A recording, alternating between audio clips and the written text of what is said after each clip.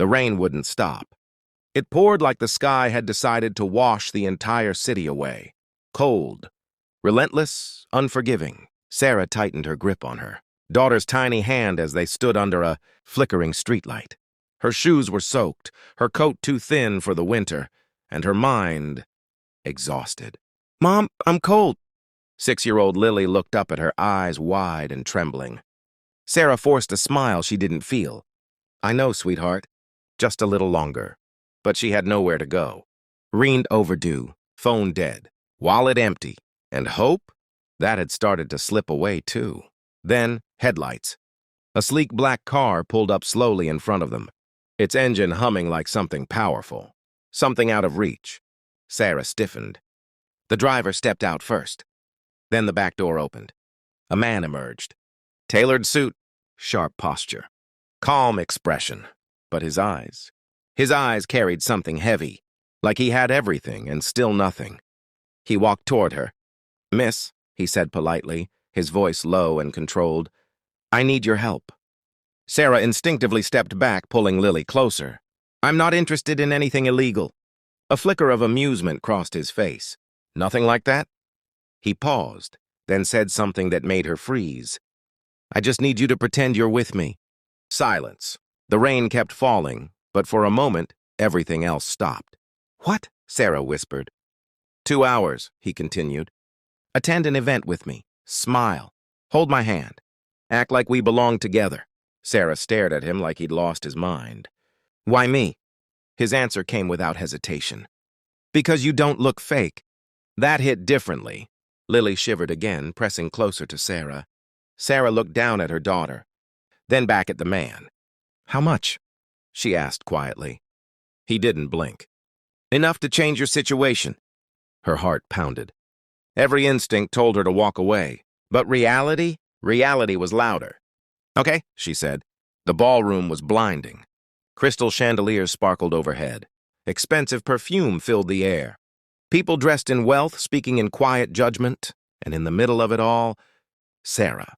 She felt out of place, exposed. "Relax," the man said beside her, offering his arm. "Just stay close." She hesitated, then held on to him. "Your name?" she asked softly. "Adrian." Of course it was. As they walked in, whispers began. Eyes turned. Something about this wasn't normal. Then she saw her. A stunning woman in a silver gown approached them, her expression cold and calculating. "So this is who you brought?" she said, scanning Sarah like she was nothing. Adrian didn't flinch. Instead, he gently pulled Sarah closer. "Yes," he said firmly. "She is." The tension was instant. Sarah realized this wasn't just an act. This was personal. Dinner was worse. People stared, judged, smiled with hidden intentions. But Adrian? He stayed calm, protective, present. At one point, he leaned toward her and whispered, "You're doing perfect." Why did that feel real? Lily, now sitting nearby with a warm dessert in her hands, was smiling for the first time that night. Sarah watched her, then looked at Adrian. "Why are you really doing this?" she asked quietly.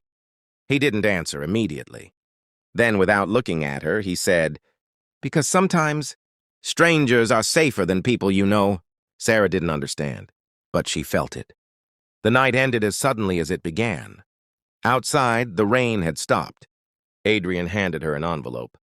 "For you." Sarah opened it, and her breath caught. It was more money than she had seen in years. Her hands trembled. "This is too much." "It's fair," he said simply. She looked up at him, searching his face. "Will I see you again?" He stepped back slightly, already distant again. "Tomorrow. You can go back to your life." And just like that, he left. Sarah stood there, heart racing, life changed in a single night. But something told her that wasn't the end. 3 days passed, and everything changed. Bills paid, fridge full, warm apartment. For the first time in months, Sarah could breathe. Lily laughed more, slept peacefully. Life felt normal again. But something was missing. Him. Her phone rang unexpectedly. "Unknown number." She hesitated, then answered. "Hello? It's me." Her heart skipped. "Adrian, I need to see you," he said. Sarah frowned. "The deal is over." I know, this isn't about that. A pause. Please. They met at a quiet cafe. No suits, no spotlight, just him. And somehow, he looked more tired than before. I owe you an explanation, he said. Sarah crossed her arms. I'm listening. He leaned back slightly. My family, my business, they control everything, including who I marry. Sarah's chest tightened. That woman at the event? She asked. He nodded. It's arranged, strategic, expected. And you brought me to... What, make her jealous? His eyes met hers. No, to remind myself I still have a choice. That hit deeper than she expected. I'm not asking you to pretend this time, Adrian continued. I'm asking you to just be around. Sarah blinked. No money, no deal. Why me? She whispered. His answer was quiet. Because you make everything feel real. Days turned into weeks. Walks in the park. Simple dinners. Lily running toward him like he belonged.